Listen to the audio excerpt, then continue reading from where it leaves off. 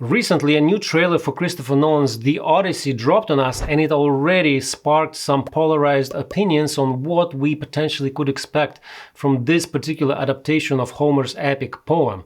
Now, I'm not here today to defend or criticize it, even I'm a little bit tempted to jump on that wagon, and funny enough, even my title would work with it. I want to focus more today on adventure part of the story, and I would assume if you clicked on the video you don't really care about the spoilers because they are coming up. It's a classic story, so why don't we jump right in. So during the sacking of Troy, Odysseus realizes, hey, it's been a long 10-year long gig, and it's about time to go home and see my beloved wife, my son, and my dog. So he gathers his remaining men and sets sail back home to his island Ithaca.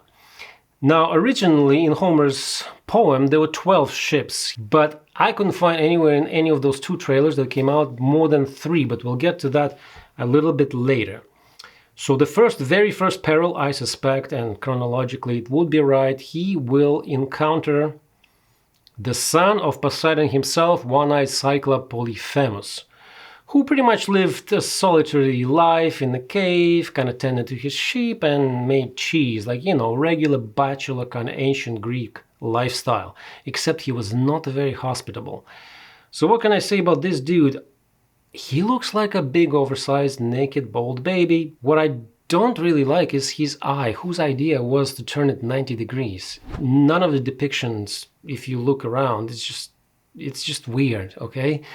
The sheeps are rather small, so we're not going to get the exact execution as in the poem. They're not going to tie themselves to the bellies of the sheep to get out after they poke his eye.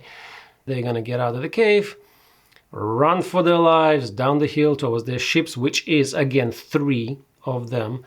And there in the woods you can see Polyphemus with his eye already poked. Clearly they failed to get any supplies from Polyphemus, so they land somewhere around southern Sicily, where they will 100% encounter Laestrygonians, those big guys you can see in a weird medieval-looking armor. Now, Laestrygonians also, surprisingly, were descendants of Poseidon. It's just a big tribal culture, giants with the king, and they also were not nice to men. They basically ate them, and they basically destroyed Odysseus' fleet with throwing huge boulders of rocks at his fleet. Well, Nolan decides to go not with the boulders, downsize the Laestrygonians. We're gonna get a lot of action, a lot of exciting action here. They're gonna run for their lives again across that seashore, and here is again one last shot of only 3 ships. So we're gonna end up with 3 ships, not 12, but it doesn't matter. I say, in the big picture, it doesn't matter at all, because this is the event when all of his fleet gets destroyed except his ship that originally was not parked, I want to say parked, docked outside of the main harbor where the rest of the ships were. That's how his ship survived. Long story short, Odysseus finally clues in that, okay, maybe I kind of pissed off the Poseidon, maybe he cursed me, so he needs to go to the Underworld to talk to the prophet to figure out how to get rid of that curse. And there he goes, and we see the Underworld, which looks nice, bleak, scary, but for me a little bit empty. I would expect it to be more epic, maybe some more rocks, more weird statues, something like that.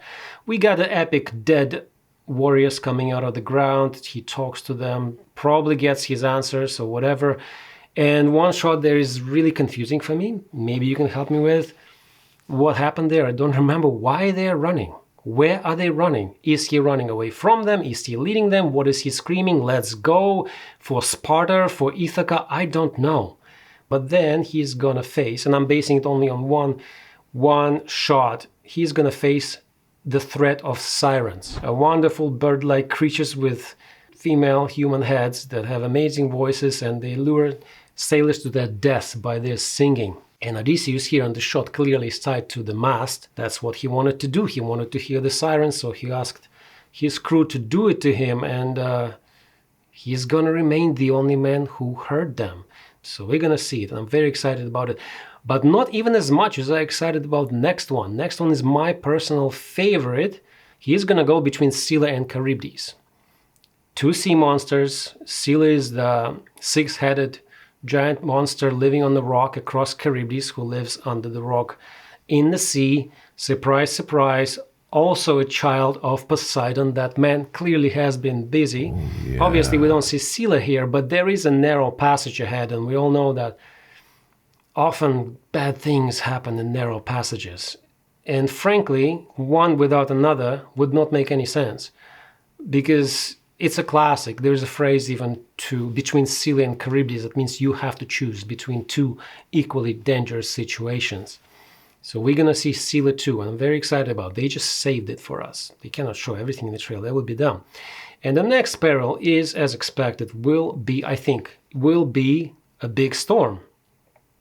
Now, in the poem, the way the storm was cast on Odysseus is because they killed the sacred cattle of the sun god Helios. And Helios got very obviously angry about it. He told on them to Zeus himself and said, "Hey, Zeus, if you're not going to punish Odysseus, I'm going to take the sun and take it to the underworld, and you're going to live in darkness." So Zeus said, "Okay, that's fair, that's fair." And he basically destroyed the ship of Odysseus. And moral of the story is, you don't take the stuff that doesn't belong to you, because you don't know who you're going to anger. You fucked up his dog. That's what you did. You fucked up his dog. Yeah.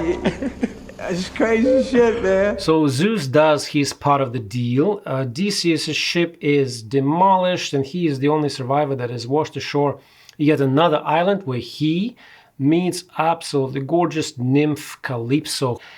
And she pretty much forces him to stay with her, and makes him her unwilling lover, and even promises him immortality, which you think could be a good deal, but I say it can get tedious. She kept him for seven years. Eventually Odysseus just wakes up every day, goes to the sea, cries his soul out. He's longing for his house, longing for his wife, and in the evening he has to return to her cave and make love to her. Meanwhile, in Ithaca, he has to face the very last and the most human peril, which is his wife Penelope's suitors, led by the most obnoxious and mean of them, very ill guest Antinous, played by Robert Pattinson. So those guys they're bullies. They bully his son Telemachus, and eventually Telemachus leaves to Sparta, and he comes back a little bit stronger man. He's like, okay, can you take on me now? Penelope at that point recognized Odysseus and throw this competition with the bow. Then the rest, as we say, is history. They all pretty much perish. And this is all for Perils. And I say pretty good combinations. Most of them are there. Maybe we're missing a couple that are not that crucial for less than 3-hour runtime. And as I said, I don't want to criticize much, but I did notice not a lot, but quite a few red flags that put me, unfortunately, below cautiously optimistic level when it comes to this film.